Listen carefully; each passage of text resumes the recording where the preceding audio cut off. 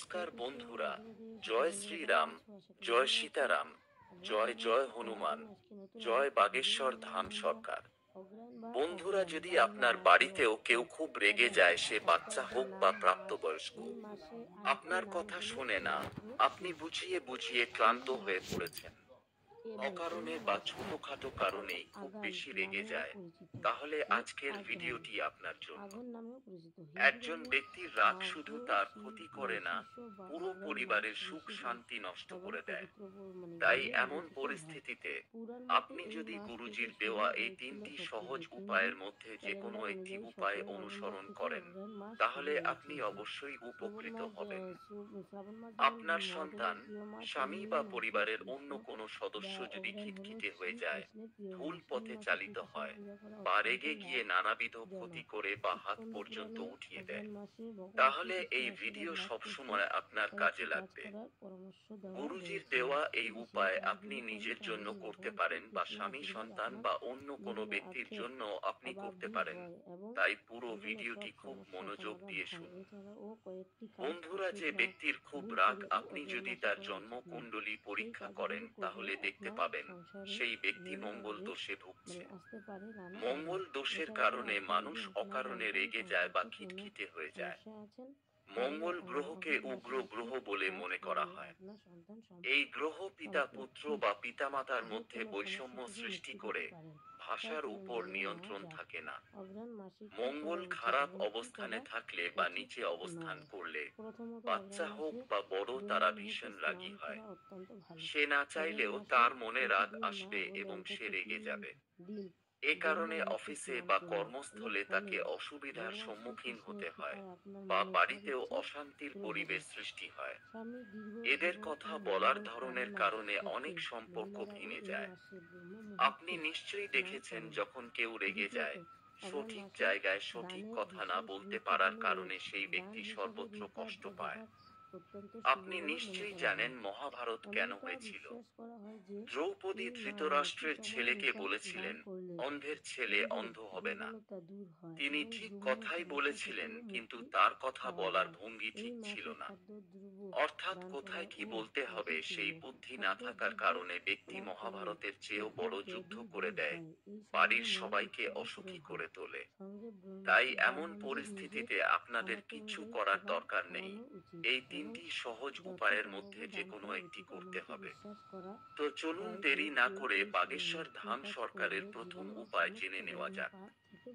বাগেশ্বর ধাম সরকার পণ্ডিত ধীরেন্দ্র কৃষ্ণ শাস্ত্রী বলেছেন, আপনাকে স্তম্ভেশ্বর মহাদেবের নাম নিয়ে একটা লাল কাপড়ে চাল বেঁধে রাখতে হবে।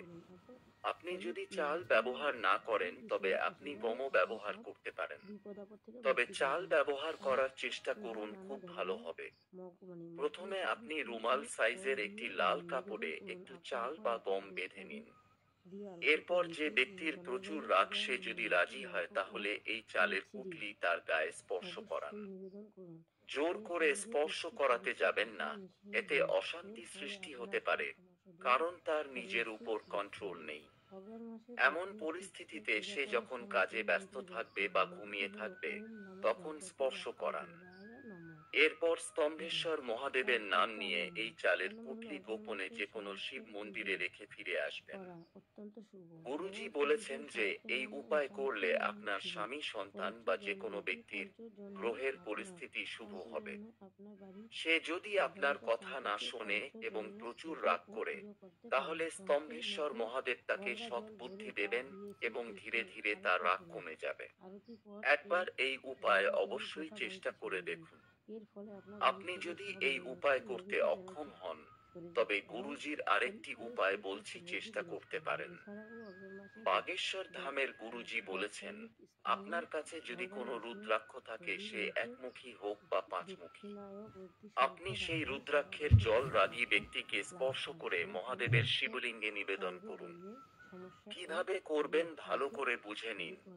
আপনি যে কোনো একটি পাত্রে শুদ্ধ জল নিন, তারপর তাতে রুদ্রাক্ষ রাখুন।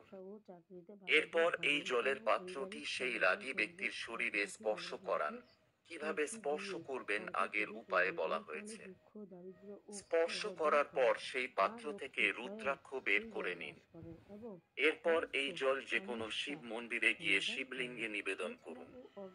নিবেদন করার সময় আপনার স্বামী হোক বা সন্তান, যার জন্য আপনি এই উপায় করছেন, তার নাম ও গোত্র বলুন এবং তার রাগ কমানোর জন্য প্রার্থনা করুন। এরপর যে পাত্র থেকে আপনি জল নিবেদন করছেন সেই পাত্রে একটু জল ফিরিয়ে আনুন এবং যে ব্যক্তি বেশি রাগ করে, আজে বাজে কথা বলে বা হাত পর্যন্ত উঠিয়ে দেয়, তাকে প্রসাদ হিসেবে পান করান। আপনি তাকে জানিয়ে বা না জানিয়ে পান করাতে পারেন। এতে করে আপনি দেখতে পাবেন ধীরে ধীরে তার আচরণে পার্থক্য দেখা দেবে, রাগ কমে যাবে এবং সে জীবনে নতুন দিশা ও গতি পাবে। তার মধ্যে শুভ বুদ্ধি আসতে শুরু করবে এবং তার মঙ্গলের অবস্থান শক্তিশালী হবে। তো এটি ছিল দ্বিতীয় উপায়। আপনি যদি এই উপায়টি করতে সক্ষম না হন তাহলে তৃতীয় উপায় চেষ্টা করতে পারেন। তৃতীয় উপায়ে গুরুজি বলেছেন লাল চন্দনের কথা। লাল চন্দন মঙ্গল গ্রহের সাথে সম্পর্কিত। আপনি যদি মঙ্গলবার দিন শিবলিঙ্গে জল নিবেদন করার পর শিবলিঙ্গে লাল চন্দনের ত্রিপুণ্ড তৈরি করেন এবং সেই লাল চন্দনের কিছু অংশ নিয়ে রাগী ব্যক্তির বুকে, গলায় এবং কপালে তিলক লাগান বা ত্রিপুণ্ড তৈরি করেন, তাহলে বাচ্চা হোক বা বুড়ো, ধীরে ধীরে তার রাগ ঠান্ডা হতে থাকবে এবং সেই ব্যক্তি সমস্ত ঝামেলা থেকে মুক্তি পেতে শুরু করবে। তো বন্ধুরা, এই ছিল বাগেশ্বর ধাম সরকার পণ্ডিত ধীরেন্দ্র কৃষ্ণ শাস্ত্রীর বলা রাগ কমানোর 3টি উপায়। আপনি আপনার সুবিধা অনুযায়ী যে কোনো একটি উপায় চেষ্টা করলে যে কোনো ব্যক্তির রাগ তার নিয়ন্ত্রণে থাকবে।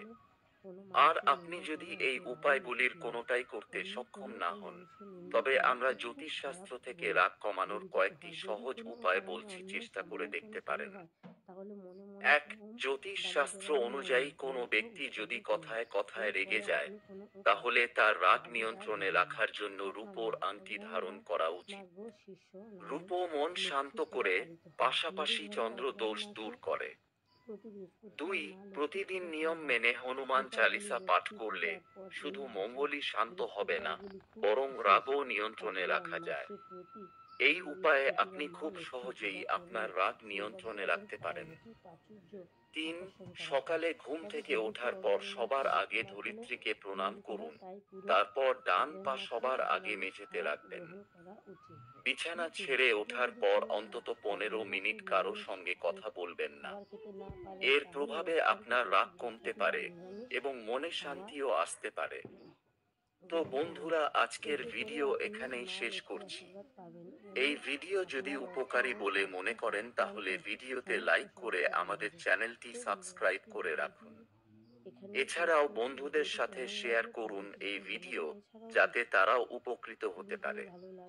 ভিডিও দেখার জন্য অসংখ্য ধন্যবাদ। ভালো থাকবেন।